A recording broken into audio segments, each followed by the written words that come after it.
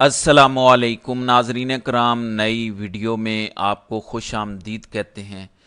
Establishment کے برے دن شروع ہو چکے ہیں، اور جب آپ کے برے دن شروع ہو جائیں تو آپ اونٹ کے اوپر بھی بیٹھے ہوں تو نیچے سے آپ کو کتا کاٹ سکتا ہے۔ اس وقت جرنیلوں کا پاکستان میں یہی حال ہے۔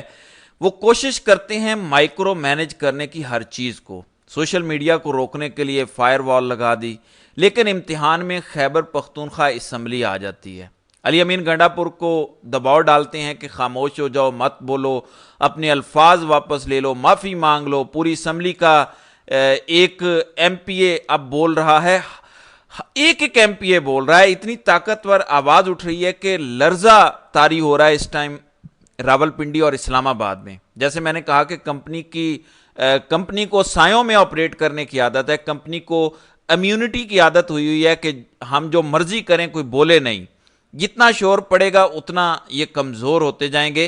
میں آپ کو سنواتا ہوں کہ علی امین گنڈا پور نے کیا کہا ہے اور کیا وارننگ جاری کی ہے۔ یہ سافٹ ویئر اپ ڈیٹ کی وارننگ جاری کی ہے، کس طرح انہوں نے دبنگ اعلان کیا، اور پھر عمران خان کے حوالے سے بھی انہوں نے پیغام دیا ہے۔ ذرا سنیں علی امین گنڈا پور مبینہ اغوا یا جبری طور پر جو حبس بجا میں رکھا گیا، اس کے بعد پہلی دفعہ بولے ہیں، یہ ذرا سنیں۔ کل میرے کچھ ایم پی اے نے تقریریں کی ہیں، میں نے سنی ہیں وہ تقریریں۔ میں پورے پاکستان کو یہ پیغام دے رہا ہوں، اصلاح اور سزا میں نے پہلے دن تقریر سن لو، میں نے کہا تھا جس سپرنٹینڈنٹ جیل نے میرے گرفتار شدہ کسی شخص کو، چاہے وہ میری پارٹی کا ہے یا چاہے میری پارٹی کا نہیں ہے یا چاہے کوئی بھی ہے، اگر قانون توڑ کے جیل سے نکال کر راتوں کسی کے حوالے کیا ہے، سپرنٹینڈنٹ صاحب تمہیں اس کا نام بتانا پڑے گا۔ تجھے طوطے کی طرح میں بلواؤں گا اور تو نام لے گا، ورنہ اگر سافٹ ویئر اپ ڈیٹ تیرا وہاں سے ہو سکتا ہے اور تیرا سافٹ ویئر اپ ڈیٹ یہاں بھی ہو سکتا ہے۔ اگر policy software update کی ہے تو سافٹ ویئر اپ ڈیٹ ہم بھی کر سکتے ہیں۔ کوئی شرم، کوئی حیا، کوئی لحاظ، کچھ بھی نہیں بچا، کچھ بھی نہیں بچا۔ جی یہ رد عمل ہے، یہ 40 سیکنڈ کا شاید ٹوٹل کلپ ہے، کیونکہ آپ کو پتہ ہے جب کسی کو پکڑ کے لے جاتی ہے پولیس تو جیل سپرنٹینڈنٹ کو سب پتہ ہوتا ہے کہ نامعلوم افراد کہاں لے گئے، کب لے گئے، کتنے افراد تھے، لیکن ہمیشہ وہ کہتا ہے جی ہمیں تو پتہ ہی نہیں کوئی لے گیا، ہم نے تو چھوڑ دیا تھا، باہر سے اٹھا کے لے گئے۔ تشدد ہوتا ہے لوگوں پہ اس طرح۔ تو میں ہمیشہ یہ بات کہتا ہوں جو شاید اب لوگوں کو سمجھ آنا شروع ہو گئی ہے کہ ہم تنقید ضرور کمپنی پہ کرتے ہیں، لیکن ان کے پاس بندوقیں ہیں، میزائل ہیں، ٹینک ہیں، فزیکل ان سے لڑائی لڑیں گے تو مشکل ہو جائے گی، پاکستان میں خون کی ندیاں بہہ جائیں گی۔ تو طریقہ یہ ہے کہ جو ان کے نیچے ٹاؤٹس ہیں جن سے یہ کام کرواتے ہیں، محسن نقوی، فیصل واڈا، منیف فاروق جیسے لوگ، ان کو آپ نے قانونی طور پر کیفر کردار تک پہنچانا ہے۔ اگر آپ ان کی سپلائی بند کر دیں گے کمپنی کچھ کر نہیں سکے گی۔ یہ ذرا مزید سنیں علی امین نے کیا کہا ہے۔ 6 مہینے سے ایک صوبے کا وزیر اعلیٰ کہہ رہا ہے کہ میرے پہ 1 گھنٹے میں 7 ضلعوں میں ایف آئی آر ہے اور میں وہاں موجود نہیں ہوں، میری فوٹو دکھا دو، میری ویڈیو دکھا دو۔ کسی کے کان پہ جو نہیں رینگ رہی۔ میں للکاروں تو پھر میری بات پسند نہیں آتی۔ میں تمہارے باپ کا نوکر ہوں، میں تمہارے باپ کا ملازم ہوں، میں تمہارا مزارع ہوں، میں ایک پاکستان کا شہری ہوں، میں ایک آزاد انسان ہوں۔ آپ کو مجھے جواب دینا پڑے گا۔ آپ مجھے جواب نہیں دیں گے تو میں بولوں گا، میں پوچھوں گا، میں اونچا بولوں گا، میں آواز اونچی کروں گا، میں نکلوں گا، مجھے آئین کہتا ہے۔ جی یہ ہے ان قوتوں کو جواب جو کہتی ہیں تم بولتے ہو، بڑکیں مارتے ہو، ہمیں للکارتے ہو۔ علی امین نے کہا کہ پھر جب میں بولوں گا نہیں ملے گا تو جواب نہیں ملے گا تو میں بولوں گا، میں للکاروں گا، آئین اجازت دیتا ہے مجھے یہ سب کرنے کی۔ ابھی علی امین گنڈا پور نے آگے اسمبلی میں بھی تقریر کرنی ہے، یہ بات یہاں پر ختم نہیں ہوگی۔ علی امین نے اسلام آباد کی پولیس کو جو لیڈ کر رہے ہیں ان کو بھی ایک پیغام دیا ہے، یہ ذرا سنیں۔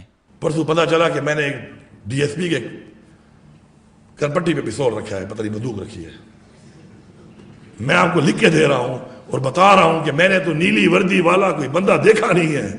اس پورے راستے میں جاتے ہوئے اور آتے ہوئے میں نے کوئی نیلی وردی نہیں دیکھی ہے اسلام آباد پولیس کی۔ لیکن میں تمہیں بتا رہا ہوں ڈی ایس پی صاحب، اب میں تمہیں یہ بتا رہا ہوں، اب اس کو کہیں یہ دھمکی ہے، یہ دھمکی نہیں ہے، یہ اصلاح ہے۔ تم میرے ساتھ ذاتیات کر رہے ہو، جو تمہیں کہہ رہا ہے، جو تم سے کروا رہا ہے، تمہارے سے میں وہ نام بھی اگلواؤں گا اور تمہارے سے میں پوچھوں گا کہ تم نے کس سے کہنے پہ کام کیا۔ جی یہ بھی انہی قوتوں کو پیغام ہے جو علی امین گنڈاپور سے معافی منگوانا چاہتے تھے کہ میں ڈی ایس پی سے بھی اگلواؤں گا کہ اس سے یہ سارا کام کون کروا رہا ہے جس کی وجہ سے ہم پہ ایف آئی آرز ہو رہی ہیں. یہ تو وہ باتیں ہوگی جو علی امین گنڈاپور کے شارٹس کلپس آئے ہیں. ایک عمران خان اور کمپنی کو بھی انہوں نے پیغام دیا ہے, یہ بھی کلپ ذرا سنیں. ملا تو میں نے کہا بتا دوں کہ where I stand. I am giving a message to my leader Imran Khan who is in jail, illegally imprisoned in jail, کہ خان صاحب آپ نے جو ہمیں نظریہ دیا ہے, اس قوم کو نظریہ دیا ہے, اس نظریے پہ ہم قائم ہیں, اس سے ہمیں کوئی ہٹا نہیں سکتا, نہ ہمیں کوئی جھکا سکتا ہے. اور میں ریکویسٹ کر رہا ہوں اداروں کو, اپنی اصلاح کر لو, اپنی اصلاح کر لو. آپ کی اصلاح میں پاکستان کا فائدہ ہے, آپ کی اصلاح میں اس قوم کا فائدہ ہے, آپ کی اصلاح میں آپ کا فائدہ ہے. آؤ بیٹھو ہمارے ساتھ. اب تو عمران خان نے کہا بیٹھو بھی نہیں, عمران خان کے ساتھ جا کے بیٹھو, آپ جاؤ عمران خان کے ساتھ جا کے بیٹھو. وہ مجرم جو ہمارے ملک پہ غاصب ہیں, وہ ممالک, وہ دشمن, ان کے بجائے ہم کون سی جنگ لڑ رہے ہیں. ہمارے چیلنجز اور ہیں, ہمارے ٹارگیٹس کچھ اور ہونے چاہیے, ہمارے ایمبیشنز کچھ اور ہونے چاہیے, ہمارے مقاصد اپنی عوام کو اٹھانے کے, ملک کے اٹھانے کے ہونے چاہیے, نہ کہ انا, ضد اور ذاتیات. انشاءاللہ ہم اسے نکالیں گے اور بحیثیت صوبہ اور بحیثیت قوم نکالیں گے, بحیثیت سیاسی پارٹی نہیں نکالیں گے. آپ کا نظریہ ہے, آپ کا لیڈر ہے, آپ کو مبارک. میرا نظریہ, میرا لیڈر, مجھے مبارک. لیکن قوم, صوبہ, پاکستان وہ سب کا ایک ہے. انشاءاللہ مل کے ہم نے اس پاکستان کو وہ پاکستان بنانا ہے جس کے لیے ہمارے آباء نے قربانیاں دی, جانی اور مالی. اور آج جو ہم یہاں بیٹھے ہیں, آزادی کا سانس لے رہے ہیں, تو وہ ان کی وجہ سے لے رہے ہیں. جی یہ ایک سیاسی جماعت کے ایک صوبے کے چیف ایگزیکٹو کا پیغام ہے. کمپنی کہتی ہے کہ ہم کہیں گے کہ پاکستان کی خاطر یہ کرو, ہم یوں کر لو. علی امین نے واضح کر دیا ہے کہ ہم سب کو ساتھ لے کر چلیں گے, اور بطور جماعت نہیں بلکہ بطور پاکستان. یہ سیاسی جماعت کمپنی سے اب بہت بڑی ہو گئی ہے, اور یہی چیز کمپنی سے ہضم نہیں ہو رہی. کمپنی نے سب کو ان کے حساب میں رکھا ہوا تھا, نہ نون لیگ کو ہاتھ سے بڑھنے دیا, نہ پیپلز پارٹی کو, اور ان کے پر ہمیشہ کترتے رہے ہیں. لانچ بھی خود کیا لیکن پھر ان کے پر کترتے رہے. لیکن پی ٹی آئی کے پر اتنے بڑے ہو گئے ہیں کہ وہ کمپنی کو آؤٹ گرو کر گئے ہیں. کمپنی کا قد اتنا نہیں ہے کہ پی ٹی آئی کے پروں تک وہ پہنچ سکے. یہ اصل کہانی ہے. اب میں آپ کو شارٹ سی تقاریر سناتا ہوں جس طرح کے پی کے سے ریاکشن آیا ہے. اس سے پہلے میں نیشنل اسمبلی میں شبیر قریشی نے کیا کہا, یہ ذرا سنیں. پاکستان کے جو پارلیمنٹ کے ممبر ہیں, جو اپنے ہر حلقے سے 10-10, 8-8 لاکھ کو عوام کو ریپرزینٹ کرتے ہیں, جس طرح سے ان کی بے توقیری کی گئی. ہمارے ممبر جو تہجد کی نماز ادا کر رہے تھے, ان کو اس حالت میں جو ہے وہ وہاں سے اغوا کیا گیا. اور آئی جی صاحب نے بھی اسپیکر کے طلب کرنے پہ یہ قبول کیا ہے کہ وہ لوگ پولیس کے لوگ نہیں تھے, وہ نامعلوم افراد تھے. اور سب کو پتا ہے, سب کو معلوم ہے کہ یہ نامعلوم افراد کون تھے. تو پارلیمنٹ پہ اس حملے کی, پارلیمنٹ کے ممبران کی اس بے توقیری کی میں شدید الفاظ میں مذمت کرتا ہوں. تو یہ شارٹ سا کلپ ہے, تحریک انصاف کی طرف سے یہ واضح کر دیا گیا ہے یہ سب کچھ نامعلوم افراد نے کیا تھا جو پارلیمنٹ کا ریپ ہوا. سانحہ 9 اور 10 ستمبر ناظرین کرام پاکستان کے پچھلے سارے سانحات سے بڑا اس لیے ہے کہ مارشل لاؤ میں بھی اس طرح جرت نہیں ہوئی پارلیمنٹ کے اندر گھس کے لوگوں کو اٹھانے کی. بہرحال یہ سنیں جو کمپنی کاروبار کر رہی ہے, ملاحظہ کریں. آج دیکھیں مائنس میں ہماری اکانومی جا رہی ہے. ہم کہتے ہیں SIFC بنائے, ایک انویسٹمنٹ دے دے.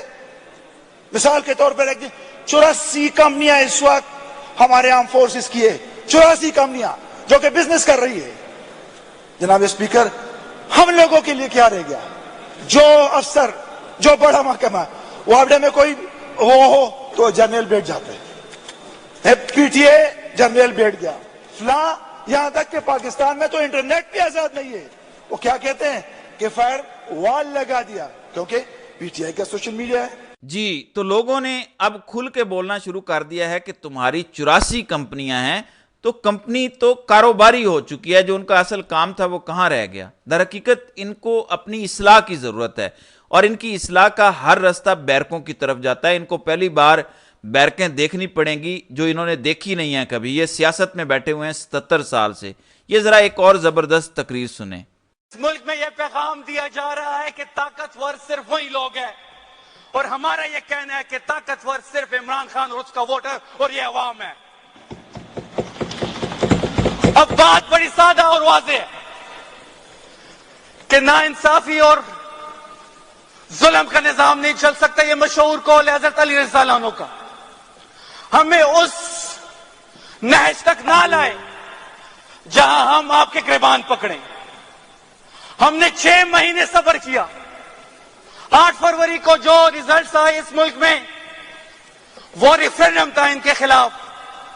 1 مارچ سے یہ حکومت شروع ہوتی ہے اور 6 مہینے یہ حکومت چلتی ہے، اور آفرین ہو اس صوبے کی چیف ایگزیکٹو سردار علی امین خان گنڈاپور پر کہ وہ چیف ایگزیکٹو بننے کے باوجود، ساری طاقت اس کے ساتھ ہونے کے باوجود وہ کوئی ایسی کارروائی نہیں کرتا، بلکہ وہ اپنے پہلے خطاب میں کہتا ہے اور فتح مکہ کے ماڈل کو پیش کرتا ہے کہ جی ہم سب کو معاف کرتے ہیں، لیکن شرط یہ ہے کہ آپ نے اپنی اصلاح کرنی ہے، شرط یہ ہے کہ آپ نے اپنا ادارہ ٹھیک کرنا ہے، شرط یہ ہے کہ آئندہ یہ چیزیں کسی کے ساتھ نہ ہو۔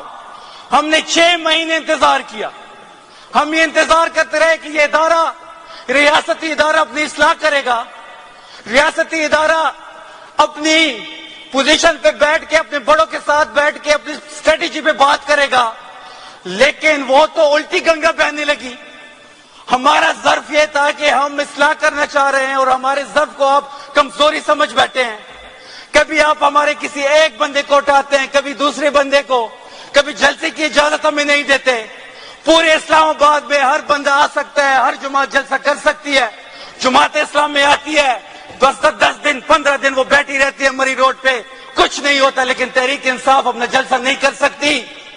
ہم یہ میسج بڑا واضح اور کلیئر دے رہے ہیں کہ 8 ستمبر کو آپ نے ٹریلر دیکھا ہے، 22 ستمبر کو ہم لاہور آ رہے ہیں، کسی کے باپ میں جرأت ہو تو ہمیں روک کے دکھائے پھر۔ جی ناظرین اکرام، آپ کی اس ویڈیو کے حوالے سے کیا رائے ہے؟ آپ اپنی رائے کا اظہار کامنٹ سیکشن میں ضرور کیجیے گا۔